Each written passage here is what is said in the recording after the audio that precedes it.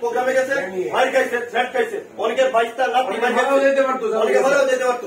এরপরে যে পার্সোনাল গ্রিভেন্সের বাইরে গিয়া আপনারা বিপ্লব ভাঙ করে যদি মেয়রে আটকাইতে না পারেন, এটা দায়ভার তখন আপনাদের উপরে আসবে।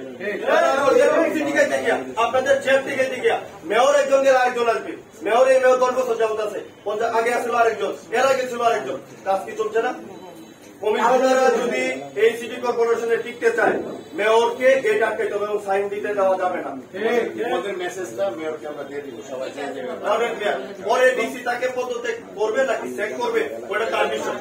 কিন্তু যদি মেয়র ঢুকতে পারে, এটা আপনাদের দায়ভার। আজকের মতো পরবর্তীতে যদি এরকম হয়, আপনাদের কারো ব্যবসা থাকতে পারে, তার সাথে কারো আলাদা পারিবারিক সম্পর্ক থাকতে পারে, কিন্তু বিপ্লব আপনাকে ধারণ করতে হবে, না হয় বিপ্লবের বিরুদ্ধে যেতে হবে। এর বাইরে কোনো কথা নেই। লাউড অ্যান্ড ক্লিয়ার, আজকেই লাস্ট, এরপরে যে কোনদিন মেয়র করতে পারবে না।